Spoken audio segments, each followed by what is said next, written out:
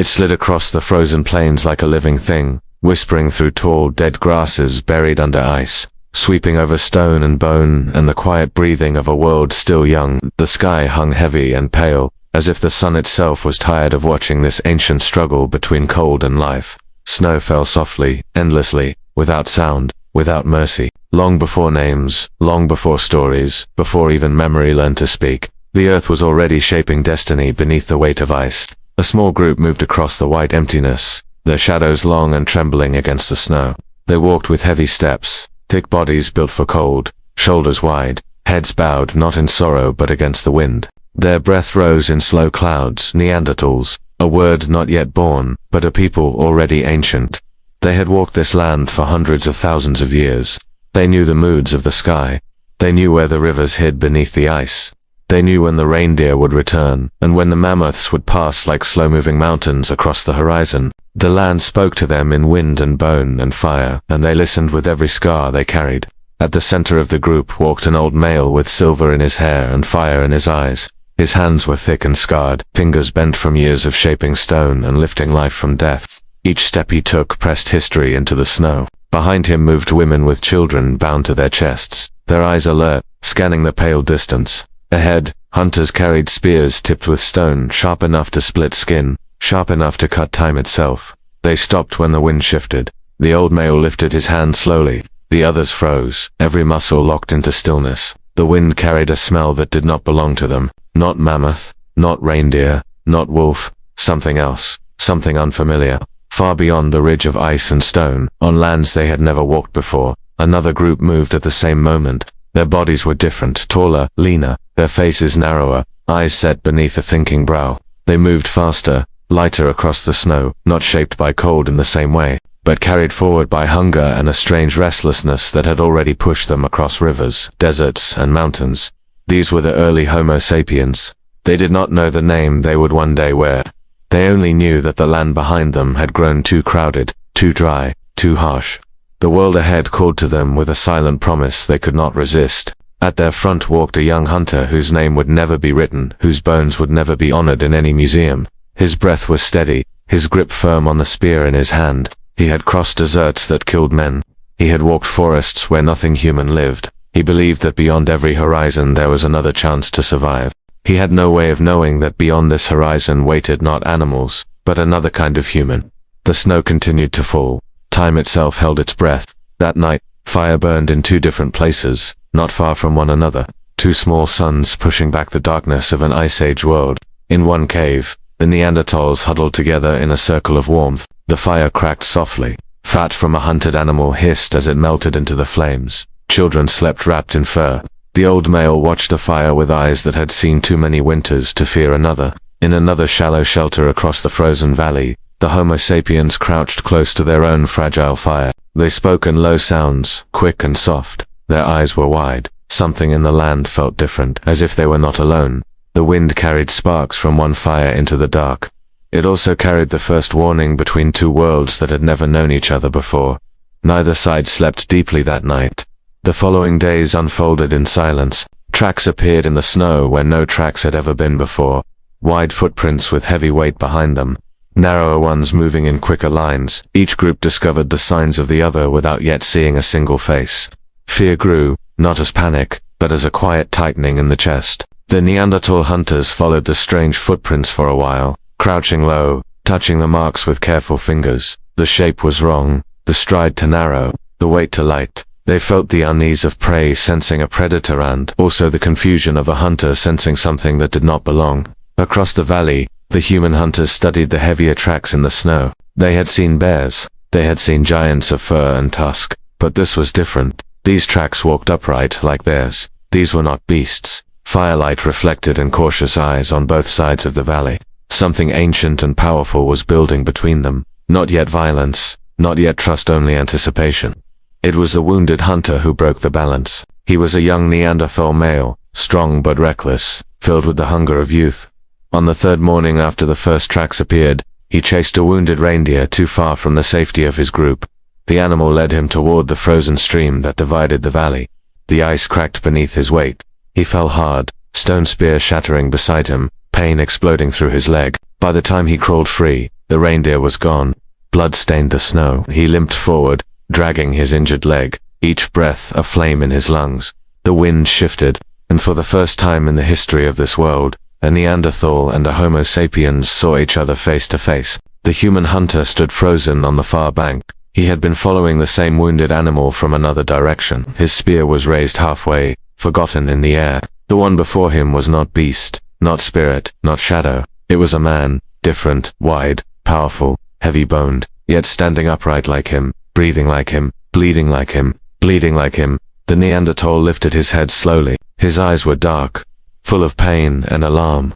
His hand reached for the broken spear without thinking. For one endless moment, the Ice Age itself waited.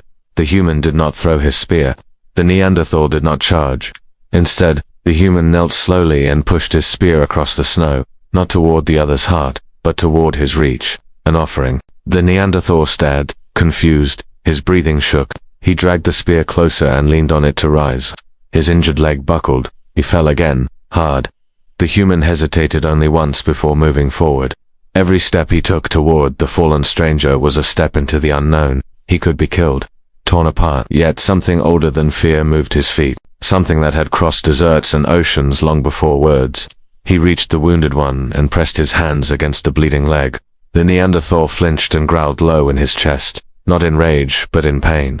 The human tore a strip from his fur cloak and bound the wound with clumsy care. Snow continued to fall. Two kinds of hands worked the same blood. When the Neanderthal did not die, when the human did not run, the world tilted forever, so slightly, just enough to change everything that would follow. They returned together slowly, painfully, toward the valley where two fires still waited without knowing what they were about to witness. From the ridge above, the Neanderthal elders saw the impossible. From the shelter below, the humans watched in trembling silence. Two species, two fires, one wounded body moving between them. Fear did not vanish that night, but for the first time in the history of the world, it was no longer alone. And deep beneath the falling snow, beneath bone and ice and breath, time itself took its first cautious step forward. The fire was different that night. It did not belong fully to either side of the valley anymore. Its light reached farther than before, stretching across the snow as if searching for something it had lost long ago and had suddenly found again. Shadows moved around it, some wide and heavy, some lean and quick. Two kinds of breathing blended with the wind. Two kinds of hearts listened to the same crackling flame. The wounded Neanderthal lay near the edge of the firelight. His leg was bound with unfamiliar hands. Pain pulsed through him in slow waves, but he lived. That alone felt like a miracle born of confusion. He had expected death when he saw the stranger's face across the ice. Instead, he felt warmth. The humans did not sit close. Not yet. Their hands stayed near their spears, though the spear points rested on the snow. The Neanderthals watched them with wide eyes, not in rage, but in astonishment. The old male stood between both groups, his body a bridge of scar and age, his gaze steady. No words passed between them that night. Only sound was the fire and the wind. A child shifted in sleep and whimpered. A Neanderthal woman drew her closer and hummed a low ancient sound, a melody older than any language either group would ever name. One of the humans felt his chest tighten at the sound. It reminded him of something from a time he could not remember. When the wounded one stirred, the human who had bound his leg moved forward without thinking. He offered water in a hollowed bone. The Neanderthal drank cautiously. Their eyes met again, just for a breath. Something passed between them then, thin as a thread, fragile as frost, but real. Trust had been born not from bravery, but from bleeding. The days that followed rewrote the shape of the valley. They did not merge at once. Distance still lived between them, thick as fear, but it shrank with each shared sunrise. A reindeer brought down by Neanderthal strength was divided between two fires. A human trap caught a wolf that had stalked both camps. Hunger made them practical. Curiosity made them brave. Slowly, cautiously, they began to move closer. The Neanderthals watched with fascination as the humans shaped thinner blades from stone, their hands quick and precise. The humans stared in awe as the Neanderthals carried loads that would have crushed other men. Their bodies built like living mountains. They learned without speaking. A gesture became a lesson. A shared hunt became a conversation. A wound became a bond. The young Neanderthal male healed slowly. The human who had saved him often sat nearby in silence. They did not understand each other's words, but they understood thirst, hunger, pain, and rest. That was enough. On the seventh night after the meeting, snow fell harder than it had since their arrival. The wind screamed. The cold sharpened its teeth. The human's shelter collapsed under the weight of ice and storm. Without discussion, the Neanderthal elders motioned them toward the deeper cave. For the first time, both species slept under the same roof. Fur touched fur, breath cloud mixed with breath cloud. In the dark, boundaries softened. Fear loosened its grip in the presence of shared warmth. A child reached out in sleep and touched the arm of a human woman. The woman stiffened at first, then gently closed her fingers around the small hand. No one pulled away. It was during those long nights of forced closeness that the distance between them truly began to disappear. The woman was Neanderthal. Her hair was dark and heavy, her eyes deep-set and steady. She moved with the confidence of someone who had known winter her entire life. The human male noticed her not in a sudden flash, but slowly. The way one notices the moon rising after the sky has already grown dark. She noticed him too. At first it was only glances across the fire. Then it was sitting near. Then it was working side by side, skin brushing by accident and lingering longer than accident allowed. There were no words for what grew between them, but their bodies understood. The tribe sensed it. Eyes followed them, not with anger at first, but with unease. This had never happened before. The world had always been simple. Us and everything else. Now there was something between us and everything else. Something that walked upright and looked back with thinking eyes. One night, far from both camps, beneath a sky crowded with cold stars, the two met alone. The fire was small. The wind was quiet. Fear still lived between them, but it was thin now, stretched by desire and wonder. They touched each other's faces the way one touches a new tool, curious, cautious, reverent. The shape was different, the warmth was the same. In that silent place between species, history changed in a way no fossil could ever fully explain. When the child was born, the valley did not know how to breathe. The infant was small, fragile, human in some ways, Neanderthal in others. The brow was broader, the cry softer. The eyes held a depth that did not belong to either world alone. The Neanderthal elders gathered close. The humans stood behind them in uneasy silence. No one raised a weapon, no one smiled. The child did not care. The child reached for the fire. Seasons turned. A child lived. Then another like her was born, and another, not often, not everywhere, but enough. Quiet bloodlines began to fold into one another like threads woven slowly into the same cloth. Winter grew crueler. Food grew harder to find. Neanderthal numbers thinned with the passing years. Human numbers grew and spread outward like scattered embers carried on the wind. But where the two remained together, something stronger than either alone emerged. Not replacement, not conquest, transformation. Generations passed like falling snowflakes, each one quiet, each one erasing and reshaping what had come before. The old Neanderthal male eventually lay down one final time beside the fire he had guarded his entire life. The human who had once been a stranger closed his eyes with steady hands. No one spoke. No one needed to. Long after the old male's bones sank into the cold earth, his strength did not disappear.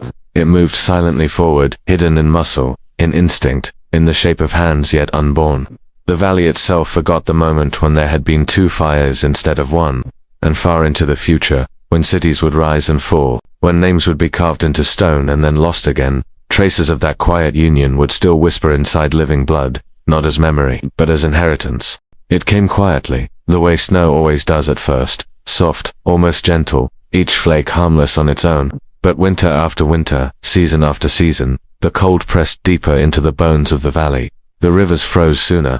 The herds arrived later. The winds grew sharper, as if the sky itself had learned how to cut. The mixed children grew taller, stronger than the elders expected. They ran faster than the old Neanderthal hunters once had. Their eyes were quicker. Their hands learned faster. The humans saw promise in them. The Neanderthals saw echoes of themselves slowly shifting into something new.